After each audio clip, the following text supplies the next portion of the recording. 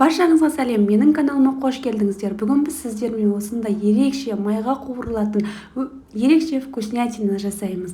Ал бастаймыз. Ең алдымен ыдысқа жылы сүтті құйып аласыз. Барлық ингредиенттердің граммына төменде описанияға жазамын. Және оған тұз, шекер, май құясыз және дрожжды салып араластырасыз. Және бір рет араластырып алғаннан кейін 1 столовая ложка осындай уксусты салып араластыруыңыз қажет болады. Және барлығын араластырып болғаннан кейін оған електен өткізілген ұнды қосып, жұмсақ қолға жабыспайтындай етіп қамыр илеуіңіз қажет болады. Видеода көрсетілгендей етіп қамырыңыз жұмсақ қолға жабыспайтындай болып шығуы қажет болады.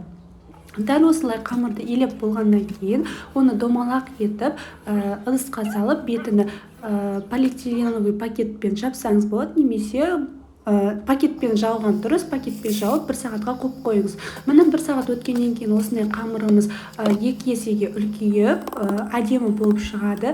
Оны 3-ке бөліп, домалақ етіп, қайттан ыдысқа салып, бетін пакетке жауып 5 минуттай қойып қоюыңыз қажет болады. Және бір қамырды аласыз, кезекпен бір қамырды алып, оны онша жұқа емес, орташа қалыңдықта жайып шығуыңыз қажет болады. Қолмен жайсаңыз да болады, бірақ мен оқтауды қолдандым. Осылай түп-түзу етіп жайып аласыз. Және оған ыдысқа суды алып алыңыз. Су жылы мұздай болуы рөл ойнамайды. Кез келген суды алып осылай етіп, көп емес, бірақ сүртіп шығуыңыз қажет болады. Ол бізге күнжітті жабыстыруға керек болады. Егер де сіз күнжіт ұнамаса, сізге суды істемей-ақ, күнжіт сеппей-ақ істесеңіз болады. Мен осылай күнжітпен ерекше болып шығады, сондықтан күнжіт септім. Осылай сеуіп шығасыз және бір келкі, бір тегіс болып шығу қажет болады, немесе жартысы онсыз да қазір майға салғаннан кейін ол түсіп қалады, сондықтан аямаңыз. Және сәл ұнды сеуіп, қолыңызға ұн қылып алыңыздағын күнжіттің үстіне осылай сеуіп, жабыстырып шығыңыз. Және осы жабыстырып шыққаннан кейін қамырды алыңыз және оны осылай қамырды аударыңыз. Және оны аударғаннан кейін 4-ке бөліп шығуыңыз қажет болады пышақтың көмегімен. Дәл видеода көрсетілгендей етіп кесесіз.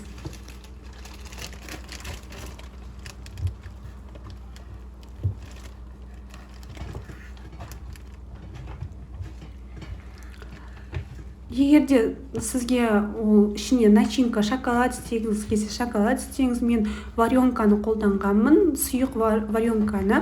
Оны кондитерский мешокқа құйып алып дайындап қойғанмын. Және сол варенканы осылай көп емес, көп істеп жүрмеңіз, сіздің қамырыңыз жабыспай қалуы мүмкін.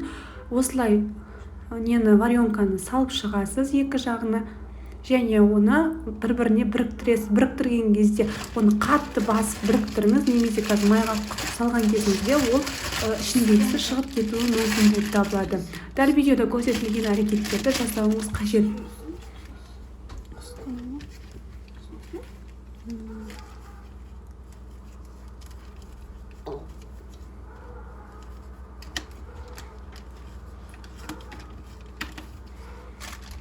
Міне мен варенканы салып шықтым. Және осылай видеода көрсетілген етіп бір-біріне біріктіріп шығуыңыз қажет болады.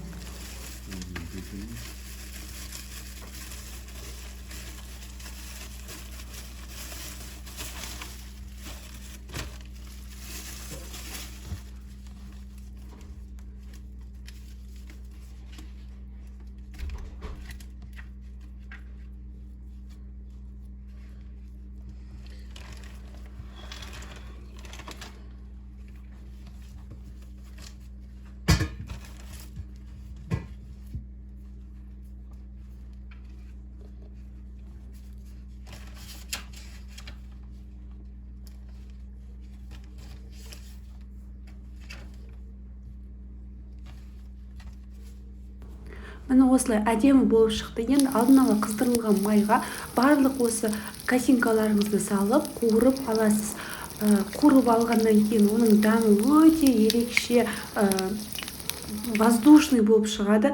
Егер де сізге ұнаған болса, лайк басып, комментарий жазып, тіркеліп кетуді ұмытпаңыз. Астарыңыз дәмді болсын. Келесі көріскенше.